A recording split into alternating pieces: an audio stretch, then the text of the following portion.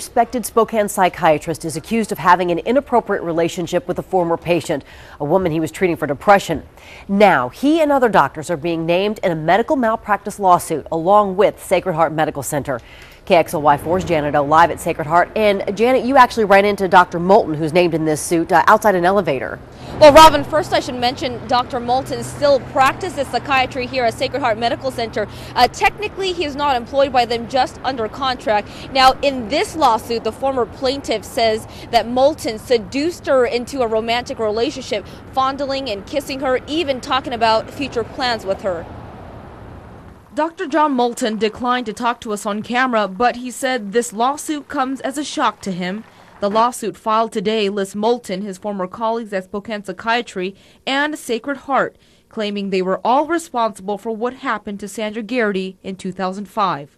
Garrity at the time was referred by Sacred Heart to Dr. Moulton to be treated for depression, but during that time, Garrity says Dr. Moulton also met her outside of treatment, kissing her out in public and taking her to bars and restaurants where they drank together.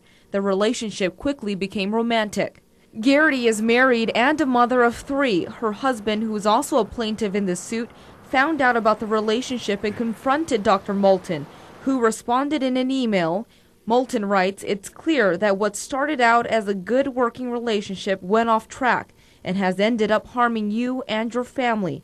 I am fully responsible for this. I have done bad things." To Sandra Garrity, his former patient, he wrote, "I acted like an abusive predator, which may be the most despicable kind of person there is."